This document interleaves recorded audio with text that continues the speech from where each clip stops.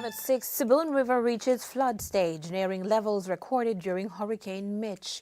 Cane farmers prepare to receive their second payment for the 2026 crop, but the BSCFA says the returns fall short of what growers need. Tate & Lyle signals its intention to appeal in the multi-million-dollar fair trade premium dispute with cane farmers. Businesses in Belize's villages and rural communities prepare to come under a formal trade licensing system. Energy stakeholders meet to map out the future of Belize's electricity supply.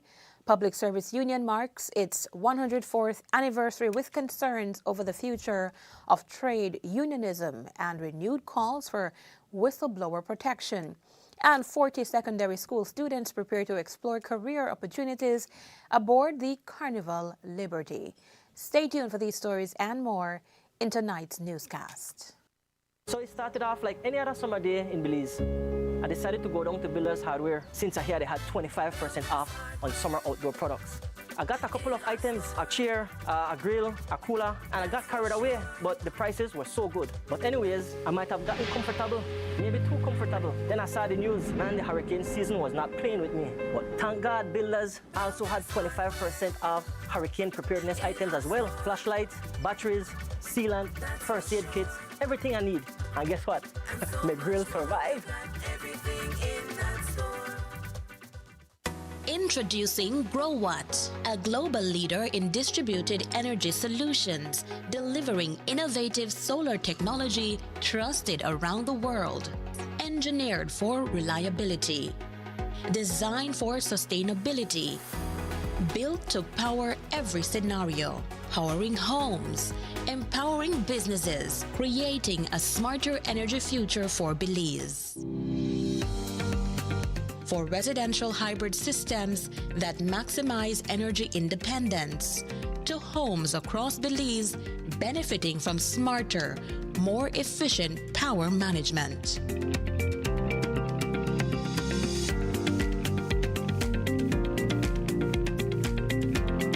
GrowWatt off-grid solar storage solutions bring dependable electricity to locations beyond the traditional power grid, providing clean, reliable energy whenever and wherever it is needed.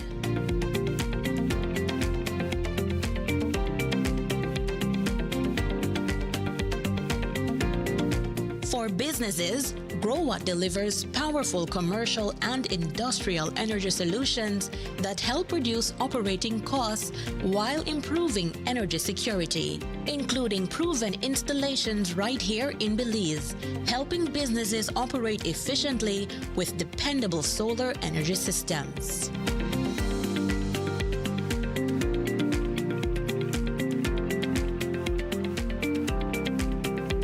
As transportation evolves, GrowWatt EV charging solutions help power the future with clean energy.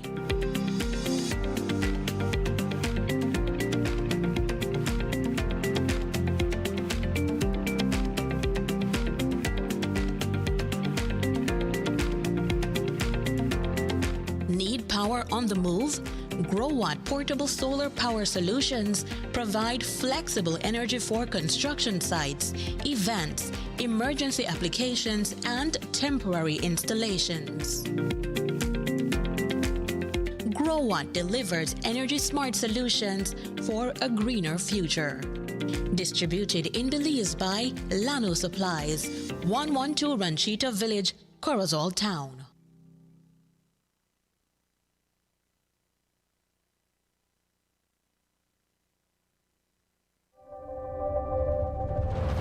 Cada conexión es más que solo una señal, es un estudiante abriendo las puertas a su futuro a través de la educación digital. Una mente joven atreviéndose a soñar en grande. Nuestra cultura compartida con el mundo en tiempo real. Y héroes cotidianos respondiendo al llamado del deber cívico. Cuando nos conectamos con Digi, empoderamos a Belice. Look here, your kitchen light there, and you been in the kitchen. But I'm going back in there right now. And the coffee maker? Just to try to keep my coffee warm for later. What you do now? I'll try to think about what to eat. You know, the more you open or close the fridge, it takes longer for the food cool. For a hot day like today, it burns more energy. You charge your phone right now? No. Plug it out then. You really only wash 2 Lee socks and 1 Lee shirt? You don't know what small load burn the same amount of electricity as large loads? But this is my favorite shirt. You have to be more energy efficient. Use large loads. This AC, they blow hard. You know, if you keep the temperature at 25 degrees Celsius or higher, you burn less energy and you also keep the place cool. And for a nice day like today, turn off the AC, open up the house and make some fresh breeze come in. You know what? I think I get it now. As consumers, we need to be more energy efficient and practice energy conservation.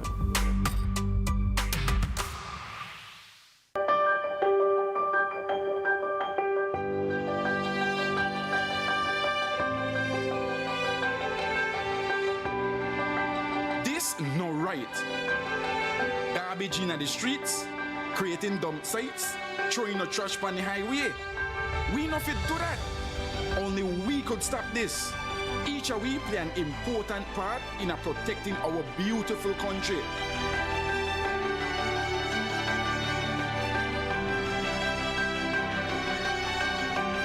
This that we believe.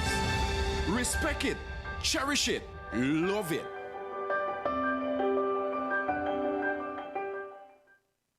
Pelican is more than just brewed in Belize. It's made of Belize. And being made of Belize means being authentic, unique, and proud.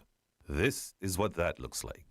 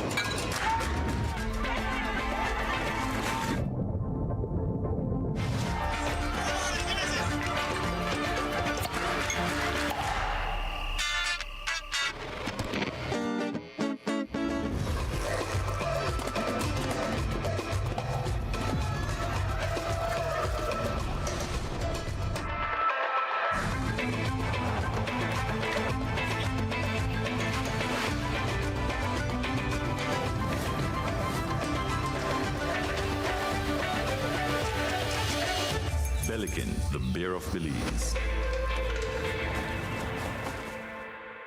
There are many stories to be shared about what it means to be made of Belize.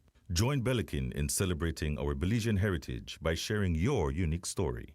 A few of these stories will be selected to be produced into Pelican Made of Belize videos. Those chosen will receive Pelican beer for a year and will be invited to join us during production. Let's tell the stories of what it means to be made of Belize. Please send us a WhatsApp message at 630-6519 or email us at madeofbelize@skz.bz. Good evening, Belize, and welcome to Love Live at 6 with your news for tonight. I am Tamar Jones. The Sibun River is currently at the highest level among Belize's major rivers, with water levels at flood stage and just below the levels recorded during Hurricane Mitch. The hydrology unit says the river, particularly at Freetown Sibun, remains a major area of concern as excessive rainfall associated with the passage of a tropical wave continues to affect the country. Chief Hydrology Officer Tennille Hendis says the Sibun is among several waterways being closely monitored as flood conditions persist across central, eastern, and southern Belize. What we're seeing is that the Sibun River is still increasing. It's almost at the historical levels for Mitch way back in 1998. Crooked Tree Lagoon has not seen any significant increase in their levels. It's below what we call normal, and it did not approach the causeway at all up to this point. What we are seeing on a related system is the Seboon River. The Belize River and the Seboon River act as complementary systems. To explain that, if the Belize River is flooded, it discharges some of its water into the Seboon River through hydraulic processes. We did have two systems that had flood stage, which was Kendall and San Pedro, Colombia. We also had in the very, very deep south, we had Criquisarco on the Temash River. So that's more or less the overview of the flooding situation of the areas in each region that are flooding. The regions in the Belize River area that was affected by the excessive rainfall values, the floodwaters are making their way down the stream and eventually out to the coast. We're seeing increasing river levels at the end, almost at the end of the system.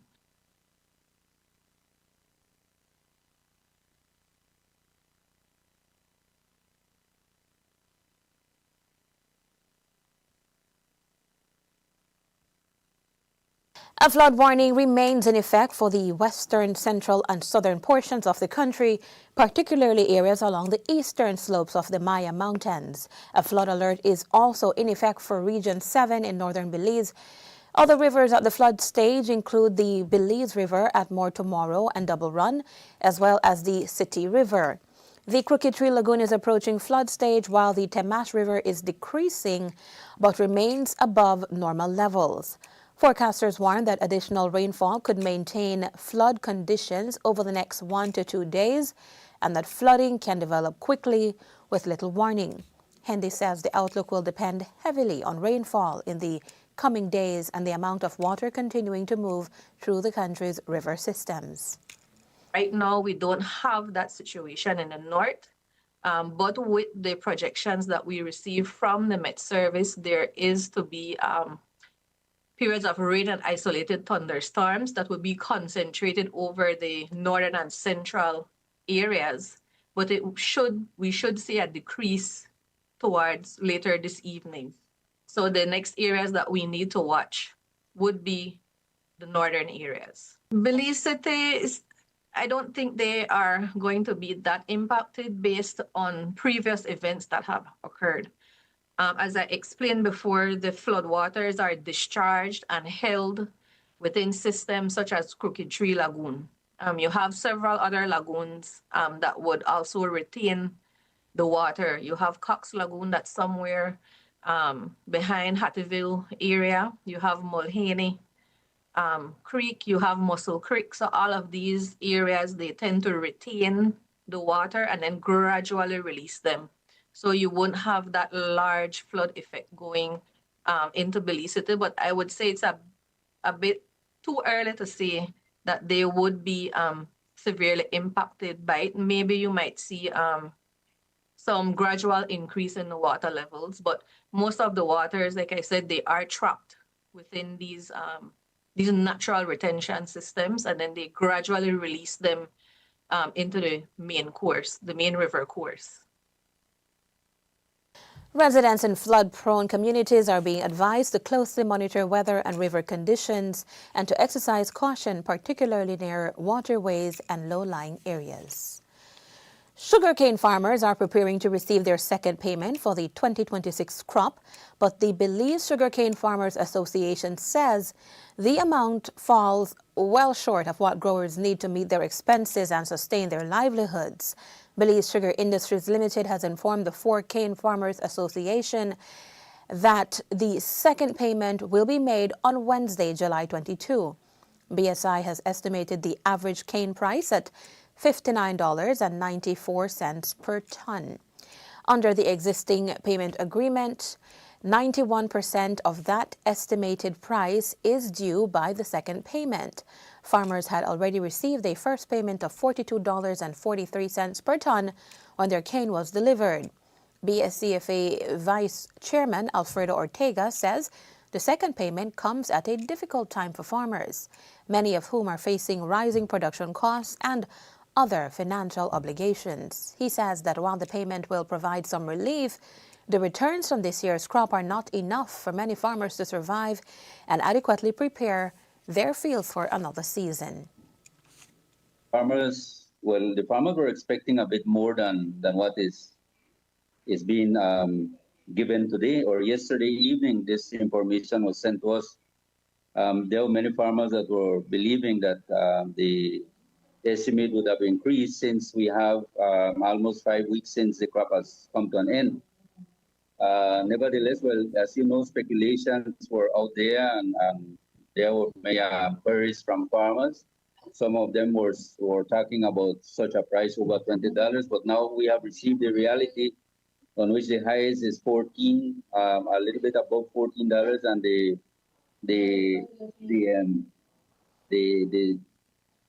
one in the lowest is $9, a bit less than $10, depending on the group, on the test group where you end out and the quality on which you end out. So, in reality, when we see what we'll be getting now as a second payment versus to what it costs the farmers to get that cane to the mill, since the price of diesel went up above $16, it's reality. The reality of it is that we are not making money in regards of our sugarcane production.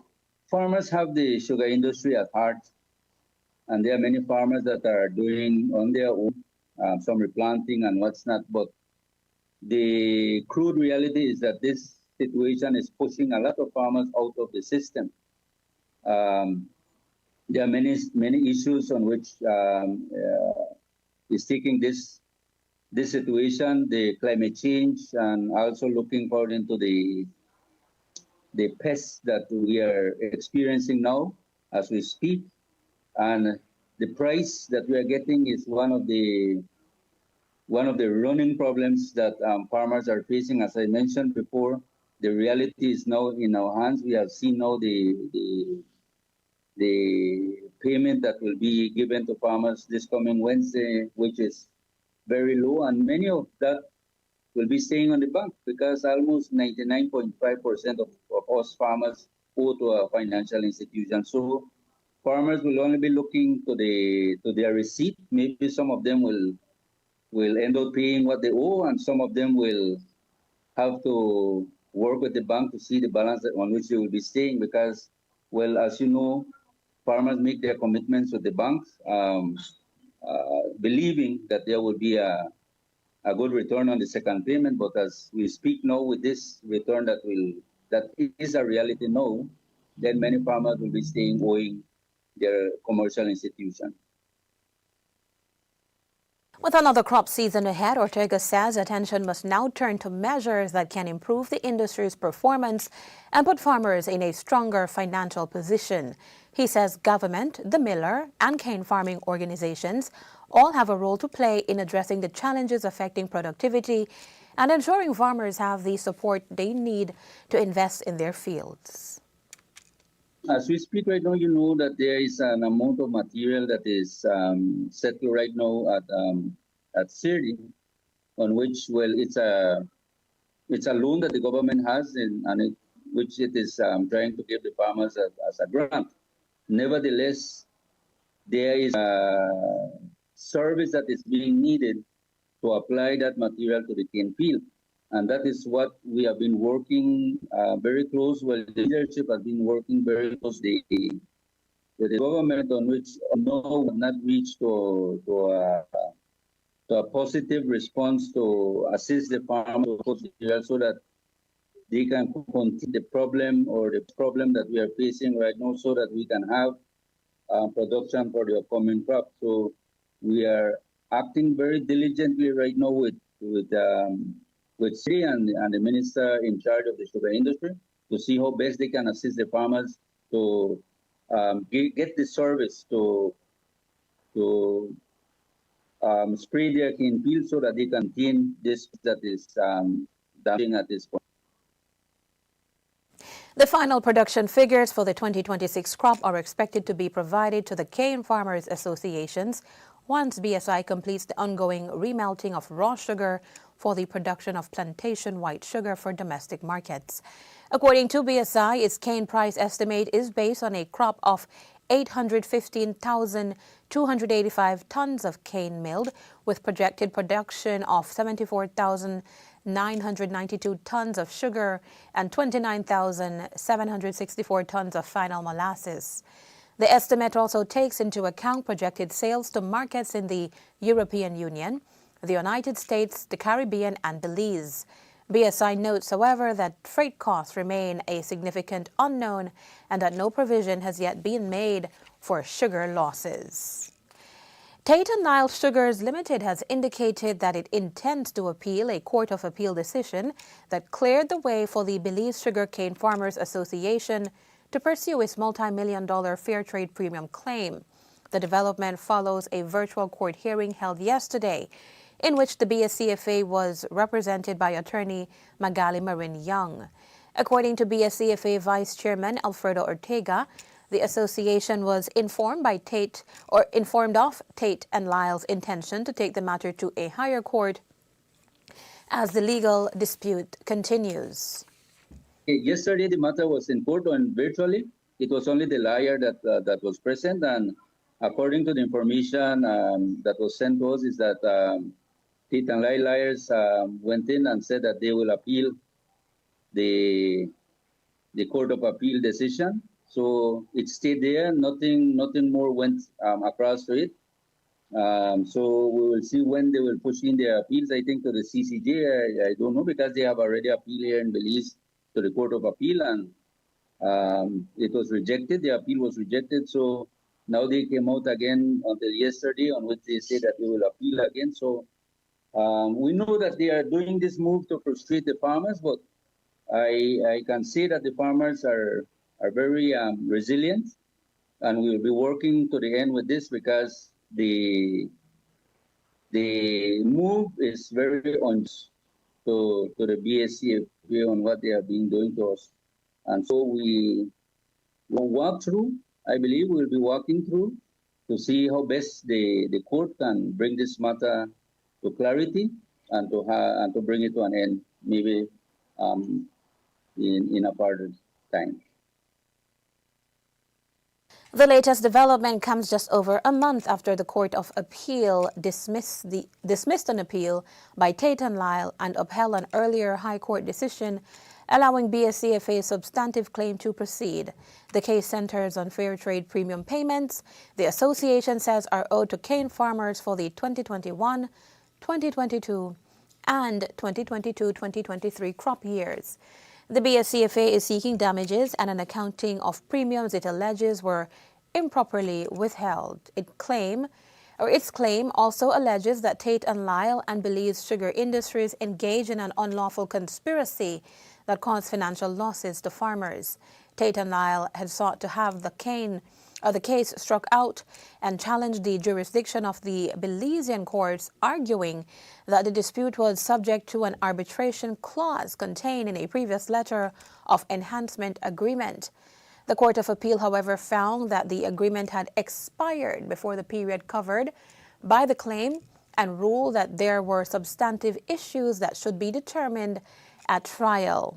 That June ruling lifted the stay on the substantive proceedings and allowed the case to resume before the High Court. Businesses in Belize's villages and rural communities will soon be required to operate under a formal trade licensing system as the Trade License Act No. 19 of 2024 comes into effect.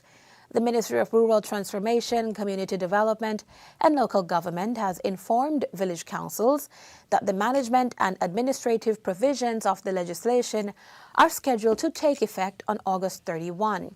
The new regime will, for the first time, bring businesses operating in rural areas under a structured trade licensing mechanism.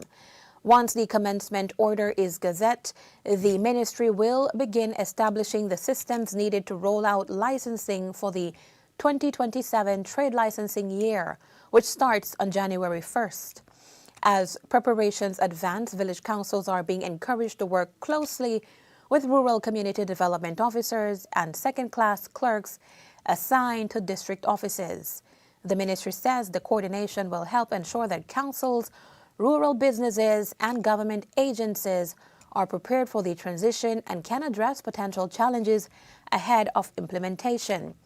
This move has been in the making for several years now, as Minister Oscar Requena had provided details back in October 2023 in the House of Representatives, where he said that consultations were held prior. The trade license reform is a reform we promised under Plan Belize. Our goal for the trade license reform is twofold. A, to strengthen village governance. B, to facilitate economic growth by improving the ease of doing business in both urban and rural areas. We are going to strengthen village governance by providing village councils with adequate resources to provide proper services to their communities. The fees collected from trade license will go directly to rural communities. It will not go to the central government. Many villages have a lot of businesses, and these businesses are demanding better services from their councils. They want better streets, drainage, garbage collection, and so on. And residents are demanding for the same thing, including better upkeep of their community assets, such as parks and playgrounds. The monies collected from the fees will go directly to addressing these needs. There is going to be a proper accounting system that will be set up and monitored within village councils. We already have examples of village councils operating with improved accounting systems. These will be expanded to account for monies received under this new change. Rural communities are growing, and at this time, they have not had adequate resources to provide services to their residents. Businesses in urban areas have been clamoring for changes in the way they are assessed and paid their trade license fees. This reform brings significant improvements. The changes have been discussed with multiple stakeholders in long consultation sessions. Some of the key changes are, Madam Speaker, fees will now be assessed every 3 years instead of every year as is currently done now. This creates efficiency and predictability for both the business and the councils. There is a 10% ceiling and flooring against the assessed fee for existing and new businesses. This is to prevent excessive charges for existing and new businesses, and also to prevent councils from losing much needed revenue. Fees will be determined according to an established formula and will only use the productive footprint where business transactions are conducted. This will create much needed predictability that businesses want. All village chairpersons have since been notified by the Director of Rural Development, Charles Galvez. The Ministry of Public Utilities, Energy and Logistics met with Belize Electricity Limited and other key energy sector stakeholders today to map out the future of the country's electricity supply. The Electricity Strategic Planning meeting, held in Belize City, focused on the current state of the sector and Belize's ability to meet growing energy demands in the years ahead. Discussions included an assessment of existing generation capacity, short and long-term supply needs, and measures that can be taken to strengthen the national electricity system. The meeting also provided an opportunity for stakeholders to explore collaborative solutions aimed at improving energy security and ensuring the country is better positioned to respond to future demand. The ministry says continued coordination and strategic planning will be critical to building a more reliable and sustainable electricity supply for consumers across Belize. The Community Rehabilitation Department, CRD, is reviewing and updating its guidelines on diversion services. Diversion is a process that gives children and young people who come into contact with the law an opportunity to receive guidance, counseling, and support while taking responsibility for their actions instead of immediately going through the regular court process. The goal is to help them make better choices, stay on the right path, and reduce the chance of them getting into trouble again. The revision of the diversion services took place today via an all-day validation workshop at the Grand Resort in Belize City. The workshop brought together CRD staff, government officials, legal experts, and development partners to review the procedures and make sure they are clear and ready to be used. Love News spoke with Acting Director of CRD, Ganesha Smith, who explained why strengthening diversion services is important and how these efforts can better support children and young people. We have our key stakeholders, who is the judiciary, the magistrates, we have police in attendance, we have education, we have our youth parliamentarians, and we have other NGOs. And so these persons are key stakeholders when we are working diversion. Now, I know most people might say diversion might be something not holding children accountable of the offenses they may have committed. It is not that. It is having them accept responsibility for their actions while working with them to make better decisions through rehabilitation. One of the biggest takeaway from this validation session is to have a lot more of the cases diverted from police. So diversion can happen at 2 points. It can happen at the police station and it can happen at court. One of our big takeaway is to have more of those cases referred to us or diverted to us from the police as opposed to having that minor have any type of interaction with the court. It's definitely something new for our country in terms of persons understanding, but what the aim is to give our young persons a second chance. It's not allowing them to be defined by one mistake. It is allowing them an opportunity to change or correct that error and make better decisions going forward. Consultant and attorney Diana Shaw spoke on how the updated procedures will help young people understand the consequences of their actions while receiving the guidance and support needed to move forward. Shaw also noted that diversion services have been part of Belize's efforts since 2017. What these SOPs will do will be, one, reinforcing the rights of children, ensuring that the decisions that are being made are in the best interest of children, but at the same time recognizing the reforms that have been made to the law. So we recently had the passing of a new legislation, the Alternative Sentencing Act, which broadens the different frameworks, and it is giving us guidance for how the justice system should be looking at offenses. But before we get children into the criminal justice system, the diversion program provides the opportunity through police diversion for the police to do interventions with the support of CRD to prevent children from getting a charge altogether. Of course, there are eligibility requirements. Not every situation is suitable for that, but where it is suitable, we want to ensure that those children are kept out of the justice system and so that they are given the opportunity to be rehabilitated and their families are able to better support their development. We are excited to hear the good results that are coming out. As I said before, diversion as we started in 2017, and now there is a body of learning that shows that diversion is effective in keeping children from reoffending. There is a very high rate of children who have not reoffended once they have completed diversion.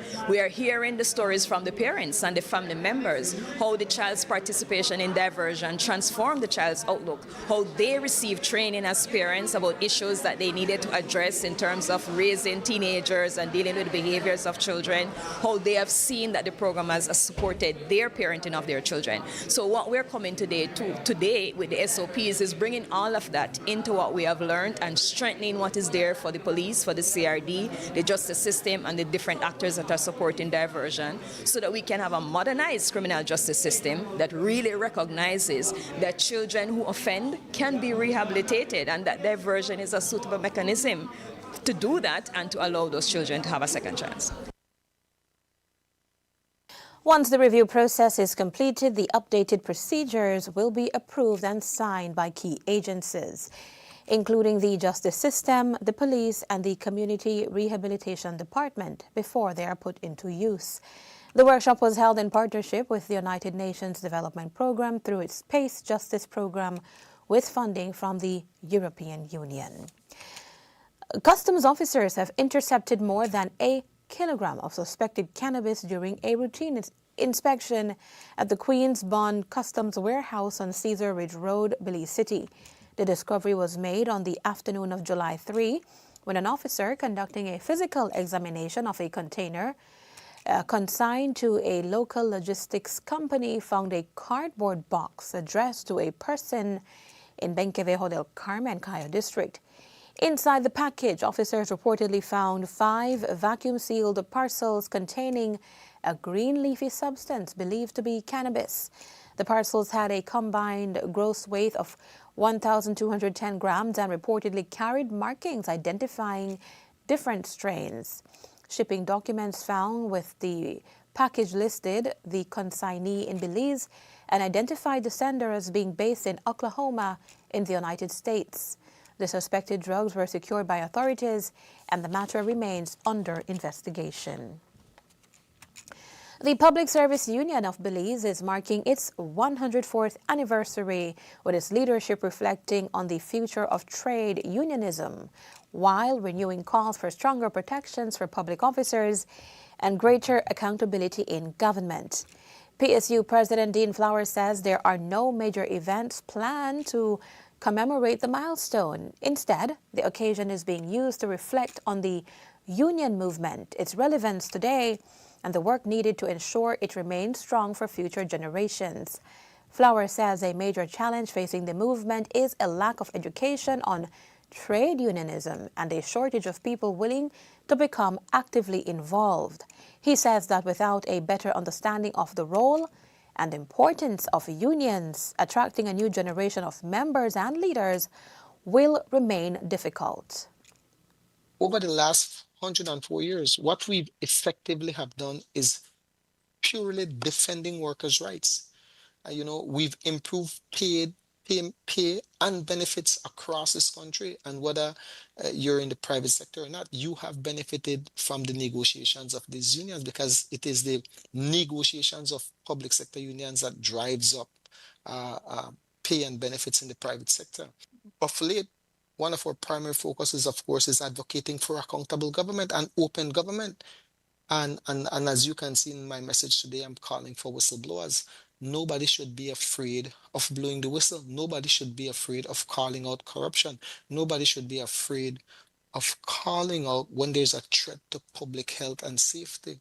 I believe that the union movement has done its utmost best to try to remain relevant and to continue educating and sensitizing the working population, the importance of coming together and speaking from one voice.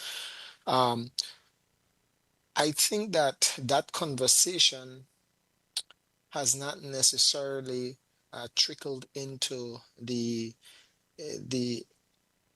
universities. It has not trickled into the high schools, the tertiary level institutions, because had it been mentioned resoundingly in those institutions, then annually, as we see an influx of graduates into the workforce, they would come into the workforce with that knowledge of the importance of unionizing. However, I don't think that from an education or an academic standpoint, there has been enough effort to have unionism and trade unionism, for that matter, as a primary or as a main course to let people know the importance of that. The PSU president also weighed in on the current state of organized labor, reflecting on whether unions today possess the same level of passion, aggression, and solidarity that defined the movement in previous years.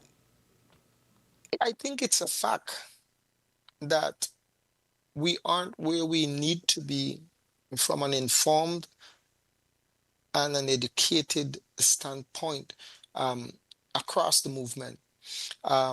Training is important, and I think that we have focused too much on the cost of training, and we've not focused on the cost of ignorance and the cost of not training. And as a result of not engaging in continuous training and development, we now have people within the movement who do not understand their roles and responsibilities, and in most cases do not even understand the movement. The movement, the principles of the movement is very simple. Individually, we can't do much, if anything at all, but collectively we can do a whole lot. And another principle is if you touch one, you touch all. An injustice to one worker is a threat to justice to every single worker within a working environment. And so, in terms of training and development, I think that is where we've failed miserably over the last, I don't know, perhaps 2 decades. Because the reality is, if you were to really speak trade unionism and solidarity, people only know solidarity as a word. In his anniversary message to public officers, Flowers also highlighted several issues currently concerning the union, including the SARA transition within the Belize Tax Service Department, the treatment of terminal workers at the Ministry of Transport, and the introduction of biometric clock-in systems without what the PSU considers adequate consultation. The union is also using its anniversary to renew its demand for whistleblower protection legislation. Flowers argues that public officers who expose corruption should be protected from victimization, maintaining that accountability cannot flourish in an environment where employees fear speaking out.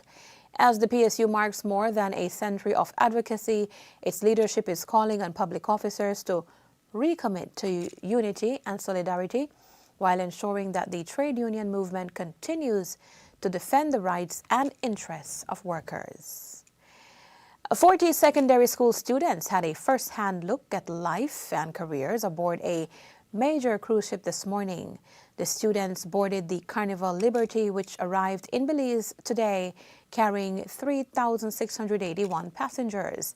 The initiative, organized by the Belize Tourism Board, is aimed at exposing young Belizeans to the wide range of career opportunities available within the cruise tourism industry.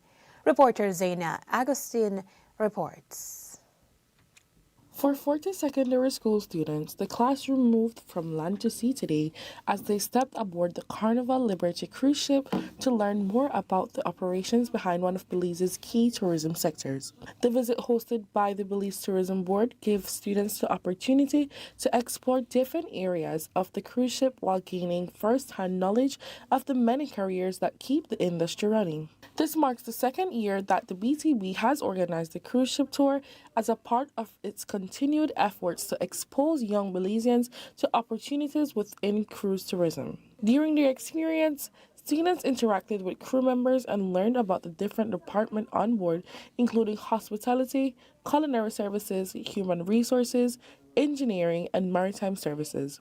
From seeing how guest services operate to understanding the technical work required behind the scenes, students gained greater appreciation for the teamwork and skills needed to operate a cruise ship. For one student, Josiah Wiley, the experience offered a new perspective on possibilities available within the tourism industry. My experience on the cruise ship was amazing. The food was nice. Everyone on the cruise ship was amazing. They were very polite. And I saw some Belizeans of variety of different cultures and nationalities, and it was an amazing experience. So what I learned is that there's a lot of different rules when it comes to the waters, right? Especially the territory, because there's different laws and standards when it comes to the US and Belize's water. For example, the oil. Before they come into Belizean waters, 12 radius into the waters, they have to change the fuel to diesel. I think it will. Like, honestly, I've I feel like I would want to work on a cruise ship now. Taisha Estrada, a teacher from Nazarene High School who accompanied the group, says opportunities like these help bridge the gap between education and workforce by allowing students to see potential career paths beyond traditional classroom settings. What we normally do, first of all, we choose the school leaders, and after the school leaders, we normally choose the one in good academic standings because these are opportunities open for these students. So we go by the school leaders and their career paths. This is our second year, so we're looking forward to continuing this partnership with them as well, so other students can get the same opportunity these ones are getting and the ones in the past have gotten. The experience is new. It's not just being in the classroom, it's learning as a teacher outside of the classroom, because as it is, the teachers learn from other teachers as well and other career paths, because like what we're used to, we saw over 10 different career paths today on the cruise ship. The Belize Tourism Board say initiatives like this are designed to encourage students to consider careers within the tourism sector and provide them with early exposure to the industry. Kwame Scott, the Cruise Relations Officer at BTB, says allowing the students to experience cruise operation firsthand gives them a better understanding of the opportunities available and the skills needed to succeed. Create an experience and have students, high school students, get an experience firsthand of what it's like on a cruise ship from start to finish, meaning getting on a tender, going out to the cruise ship, disembarking. We had an educational session, questions and answers, we toured the ship, we had lunch and so forth, and I believe overall they had an experience that is not a normal experience, so to speak, for the average person. The tourism industry is far deep and wide, and this is only one of the sectors, and it is our department who is responsible for cruise. So in exposing them to this sector, then they can be exposed to other stuff. It is our responsibility in the cruise sector to expose, educate, and motivate as much as we can our bright young minds, so our future in the tourism sector is bright. We aim to inspire, educate, and motivate. Therefore, taking our young minds, students today were, I believe, between the ages of 14 and 17. So they are just on the verge of going into specializing in what career path they choose to take. So we are making sure that they have this as an option, or they get an insight into what actually goes on the inside. They were able to speak to the captain, to the engineer, to the head of hospitality, to the head of human resources, etc., etc. We endeavor to do the very best we can to have these occasions and these experiences possible. It couldn't have been done without the Carnival Cruise Line and the Carnival Corporation. We do hope to partner with other cruise lines. This one is kind of challenging because it happens in the middle of the summertime. So the teachers, for example, had to find ways to find the students and get them out, get us their information, because it does take a 14-day turnaround from inception to fruition in terms of getting your clearance to get on the cruise ship and so forth and so forth. But we definitely intend to do much more stuff like this. As Belize's tourism sector continues to grow, the BTBC is investing in youth exposure and career awareness remains an important step in preparing the next generation to take advantage of opportunities within the industry. Zane Augustine reporting for Love News. More news ahead right after this break. Love Live at 6. We'll be right back. He's found some space down the right side. Plenty of support arriving now. And there's another making the run. They're getting bodies forward here. He spotted the opening. And he takes it. The anticipation is building. You can feel the tension growing. He's through here. This is the chance. Oh, what a chance. He should have done better there, but they're not done yet. They're coming again. The pressure is mounting now. The crowd can sense something here. One pass. He's through. He shoots.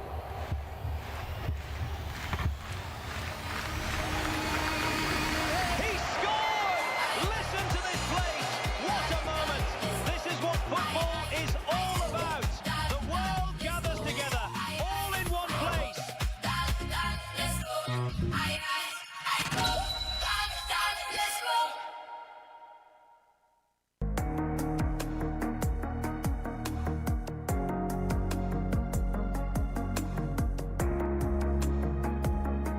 People, not businesses. power the economy.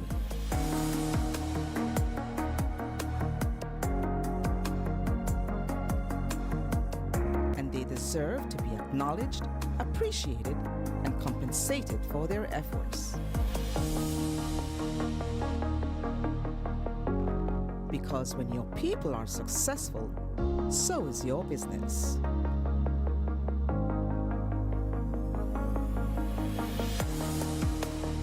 Neo People, simplify your HR and payroll needs with one powerful solution.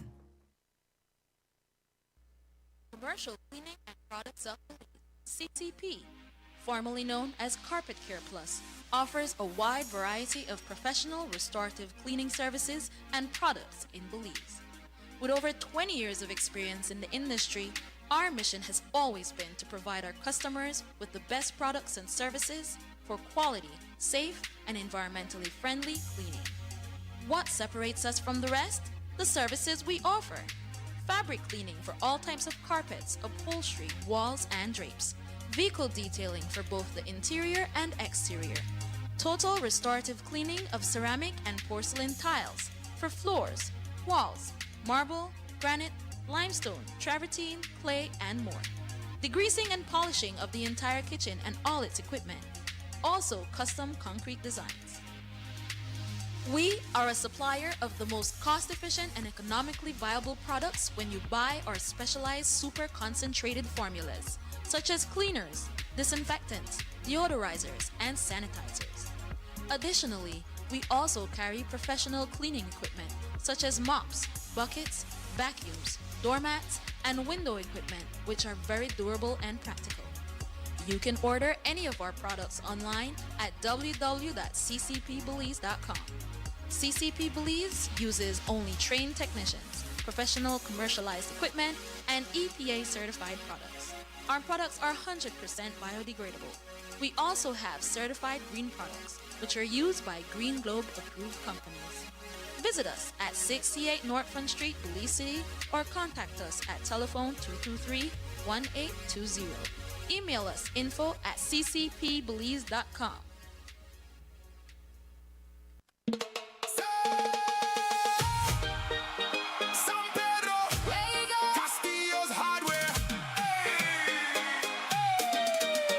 From a well-established hardware store, now we online giving you more. Home or job site, no stress, no sweat. Everything you need, you could get. Household appliances, day or night. Shopping for supplies made easy and light. Click, click, boom, and the order done. Building in Belize just got more fun. Why wait long in a line? Save your energy and your time. Delivery pulling up right by your gate. Castillo's hardware making building great. Build smarter, shop easier. Castillo's making life sweeter. anytime. Anywhere, hardware shopping without a care. Browse online, get what you need. Fast and easy with lightning speed. Pick up or delivery, choose your way. Castillo's got you covered every day. From your phone, just tap and buy. No more hassle, no more. Do it best with Castillo's hardware. So it started off like any other summer day in Belize. I decided to go down to Builders Hardware since I heard they had 25% off on summer outdoor products. I got a couple of items, a chair, a grill, a cooler, and I got carried away, but the prices were so good. But anyways, I might have gotten comfortable, maybe too comfortable. Then I saw the news, man, the hurricane season was not playing with me. But thank God Builders also had 25% off hurricane preparedness items as well. Flashlights, batteries, sealant, first aid kits, everything I need. And guess what? My grill survived.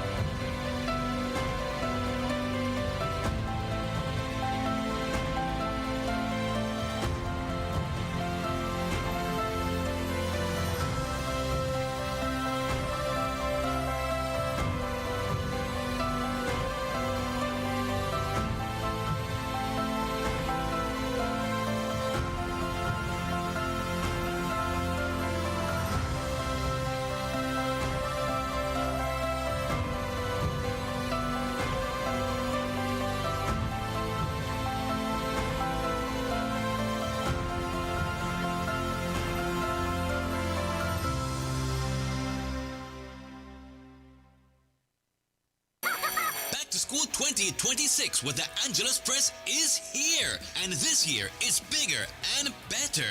We're talking unbelievable deals all summer long. Starting June 15, stock up on all your school essentials. New notebooks? Check. Fresh backpacks? Check. Prices that make you smile? Double check. Mommy, I want my new Samsonite backpack. That's right. Samsonite still offers a sweet 1-year warranty. And hey, you even get a free merch with purchase while supplies last. Stay in the loop by following the Angeles Press on social media. Every Friday during our back to school season, look out for our jaw-dropping this stuff for real deals. So before you shop, make sure you follow The Angeles Press, your back-to-school headquarters all summer long. The Angeles Press and the Love Foundation, transforming lives with love.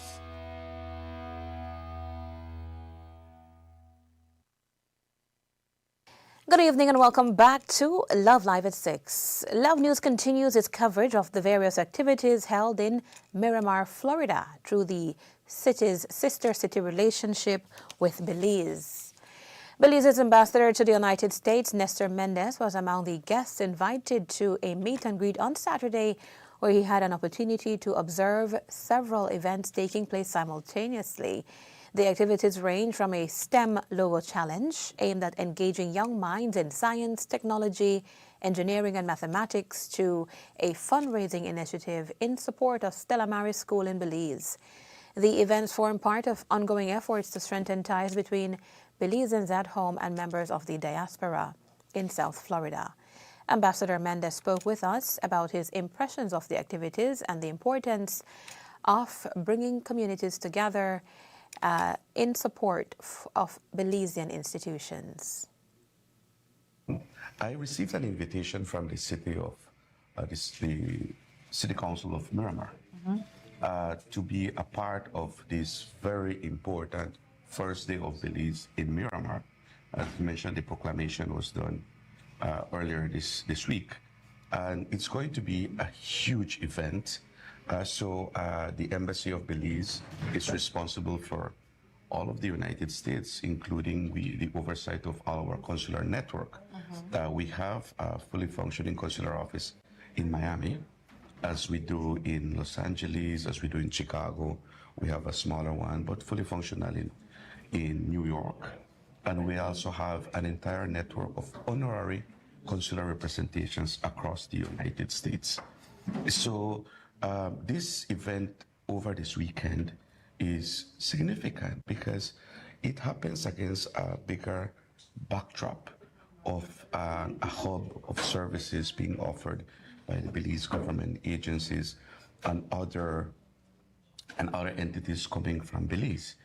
And the presence, for instance, of the immigration hub, vital statistics, and the other services that will be offered, it is a testament to the commitment of the government of Belize to strengthen its already formidable ties with our diaspora. The Belizean diaspora in the United States is counted in the thousands. It is one of our biggest national assets because we have people who are extremely well trained, well qualified, well connected, and given the opportunity, they're always willing to give back, to find a way to contribute to Belize. So making sure that we remain connected with this very important national asset is important for the country. Ambassador Mendez reflected on the strong sense of community among Belizeans in South Florida, particularly during events such as Belize Day, which was celebrated in Miramar on July 11. He says these gatherings demonstrate that despite living outside the country, Belizeans continue to display their patriotism and love for Belize.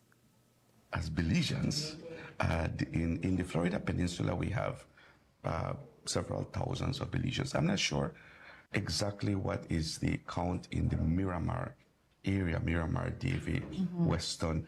I'm not sure in this area, but all across the peninsula we have thousands of Belizeans. And the truth is, whenever there is an event that is centered around Belize, our people take the opportunity to come just breakfast this morning. Mhm. I said hello to Ms. Dorette from Stella Maris School, and I was delighted to see the people from Love FM, the Dean of the School of Medicine of the University of Belize, Dr. Johnson. Dr. Johnson, Right. and then Mr. Madrid from the JP Association, and so many of our people. Ms. Dina Blaze heading the immigration contingent, and so many of our people here. So many things will be happening. Really, it is exciting. It shows that our Belizean footprint, wherever we have communities, is really significant, and we want to keep it that way. Belize City Council and the City of Miramar signed sister city relations on August 21, 2024. An 18-year-old construction worker from Dangriga has been sentenced to 30 months in prison after pleading guilty to 6 firearm and ammunition charges stemming from a police operation last week. Jahim Bernardes, a resident of the Bacatown area, appeared in the Dangriga Magistrates Court where he admitted to 2 counts of keeping a firearm without a gun license and 4 counts of keeping ammunition without a gun license. The charges followed a police search conducted on July 9 at a residence on Yampa Street in Dangriga. Officers attached to the Gang Intelligence Investigation and Interdiction Unit reportedly discovered 2 9mm pistols, a Stoiger, and a Smith & Wesson, along with 49 rounds of ammunition. Bernardes was sentenced to 30 months in prison for each of the firearm offenses and 18 months for each of the 4 ammunition offenses. Senior Magistrate Manon Dennison ordered that the sentences run concurrently, meaning Bernardes will serve a total of 30 months behind bars. Bernardes was represented by attorney Ivan Williams, who asked the court to consider a non-custodial sentence. The senior magistrate, however, determined that imprisonment was warranted, citing the prevalence of gun violence and the need to deter others from possessing illegal firearms and ammunition. 5 of the men who were jointly charged pleaded not guilty. They are 18-year-old Dorian Kenneth Fernandez, 19-year-old John Anthony Melendez, 27-year-old Moses Anthony Bob, 24-year-old Vincent Maximo Melendez, and 26-year-old Washington Jahim Melendez. The prosecution did not withdraw the charges against the 5 men, who have been remanded to the Belize Central Prison. They are scheduled to return to court on October 14, when disclosure is expected to be provided. Police say the firearms and ammunition were discovered during an intelligence-led operation at a residence where the 6 men were reportedly present at the time of the search. Belmopan police are investigating a report of common assault made by a 54-year-old woman against her former boyfriend. Elena Hernandez, a secretary of Bahamas Street in Belmopan, visited police on Tuesday and reported that her former partner, Joshua Palacio, arrived at her apartment on June 28 with his belongings. Hernandez told police that while the relationship ended 8 years ago, the two had remained friends while Palacio was living in the United Kingdom. According to Hernandez, they had discussed starting a business together in 2025, but she later put those plans on hold following a disagreement. Hernandez alleges that on July 4, the two became involved in an argument during which Palacio took her phone and accessed her tablet. She claims that when she attempted to retrieve her phone, Palacio pushed her several times, grabbed and squeezed her arms, and later pushed her onto a sofa. She further alleges that he twisted her foot, causing her pain. The matter has since been reported to Belmopan police and is under investigation. This is Love Live at 6. The news continues after this break. We'll be right back.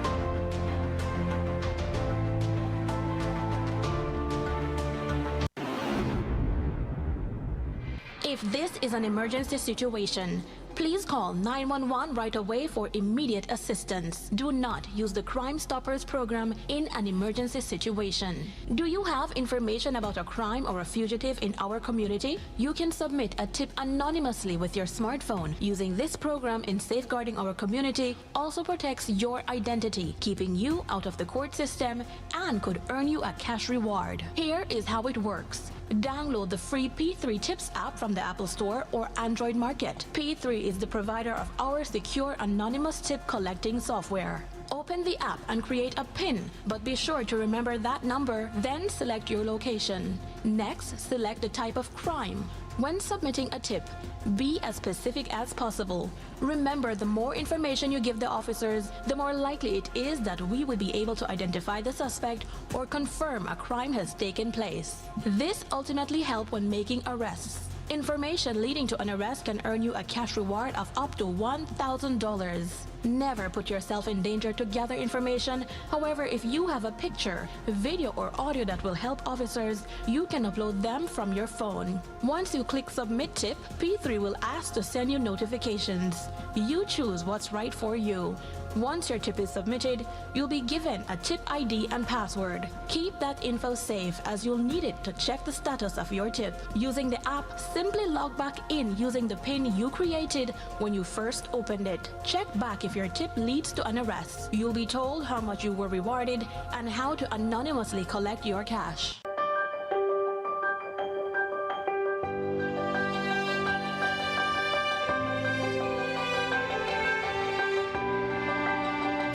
No right. Garbage in the streets, creating dump sites, throwing the trash on the highway. We not fit do that. Only we could stop this. Each of we play an important part in protecting our beautiful country.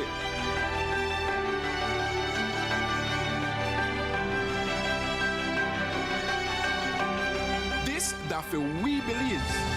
Respect it, cherish it, love it.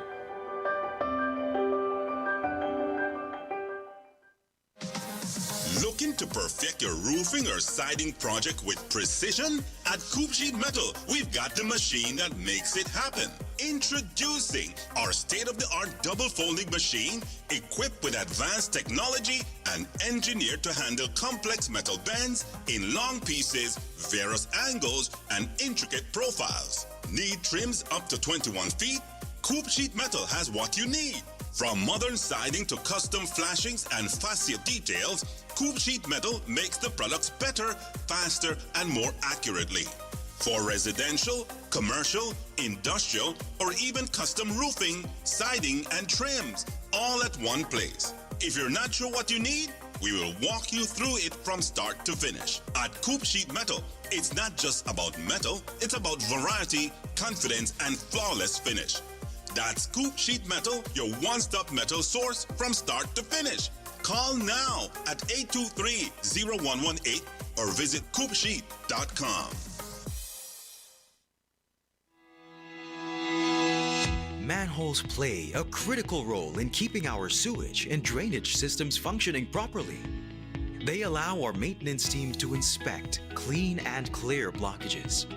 When covers are missing or compromised, the entire system and the public are placed at risk. Stealing or damaging manhole covers is a criminal offense and creates dangerous conditions on our streets and sidewalks. Motorists and drivers are reminded that it is an offense to park or drive on sidewalks. The weight of vehicles, large or small, can crack and dislodge manhole covers. In an ongoing effort to protect lives, property, and public infrastructure across Belize City, your Belize City Council continues its citywide manhole cover replacement program. Since the launch of this initiative, thousands of damaged or missing manhole covers have been replaced, improving safety, accessibility, and the overall appearance of our streets and sidewalks. Despite these strides, manhole covers continue to be stolen or damaged, creating serious risks for pedestrians and motorists, including severe injuries, traffic incidents, and damage to personal property. If you see a manhole cover that is broken, missing, or unsafe, report it immediately. Take take a photo and share the location with us via WhatsApp at 673-9055 or by calling 227-2308. Remember, maintaining manhole covers requires a shared responsibility. Together, we can prevent accidents, protect public infrastructure, and keep Belize City safe for everyone. Your Belize City Council, always about the people.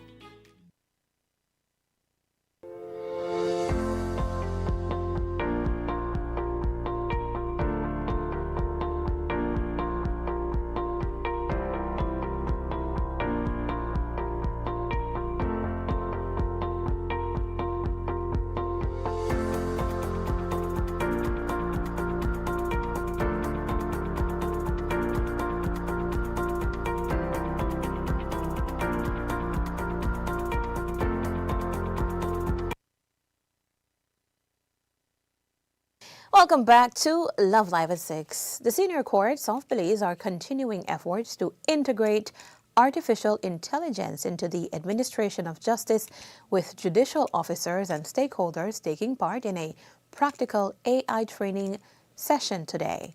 The hands-on workshop was hosted by Chief Justice Louise Esther Blenman, who also serves as president of the Judicial Education Institute of the Senior Courts of Belize. It follows an earlier AI training session organized by the Institute and forms part of the judiciary's push to embrace new technologies while promoting their responsible use within the justice system. The training was facilitated by Mark Bissert of LexisNexis, who also presented at the previous session, along with Scott Wiles. According to the Office of Chief Justice, the initiative recognizes the growing importance of artificial intelligence in the administration of justice and is aimed at providing practical exposure to the technology and its potential applications. The 3-hour session was held in the main courtroom at the new court building on Treasury Lane in Belize City. The judiciary says the training forms part of its ongoing commitment to innovation and strengthening effective administration of justice through responsible use of technology. Belizeans are paying less for liquefied petroleum gas or LPG following an introduction of new control prices that took effect today. The Supplies Control Unit says the adjustment represents a decrease of 40 cents per gallon for the current shipment, driven primarily by a reduction in the acquisition price. Under the new price structure, LPG in urban areas is being sold at $1.36 per pound, or $5.93 per gallon. The control price applies in Belize City, Belmopan, San Ignacio, Benquevejo del Carmen, Orange Walk, Corozal, Dangriga, and Punta Gorda. Consumers in rural areas will pay $1.48 per pound, or $6.03 per gallon. The import wholesale price has been set at $4.33 per gallon across all districts. The Supplies Control Unit says the control prices for imported LPG are based on the required 70-30 propane to butane mixture, in accordance with Belize's national standard for liquefied petroleum gas. The Statistical Institute of Belize, SIB, has assumed the pro tempore presidency of the Central American Statistical Commission, known as Centroestad, for the remainder of 2026. Belize took over the rotating presidency from the Dominican Republic and will serve in the role from July through December. The official handover took place during Centroestad's 31st ordinary meeting held in June.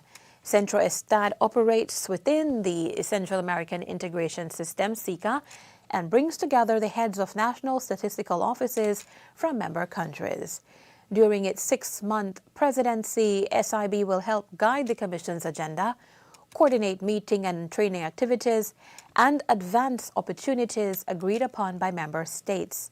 SIB Director General Diana Castillo says the Institute will work closely with the CICA Secretariat and regional counterparts to strengthen the production and use of official statistics to support evidence-based decision-making. And among the initiatives discussed by the Commission are the development of municipal maps to support nutrition-related decisions. a platform to track investments in water, sanitation and hygiene, and a pilot project using artificial intelligence to assist in coding economic activity in household surveys. And this concludes tonight's edition of Love Live at 6. We want to say thank you for watching, and we do invite you to join us again tomorrow evening, same time, same place for another updated live televised news broadcast. Up next, we take a look at the latest in weather news.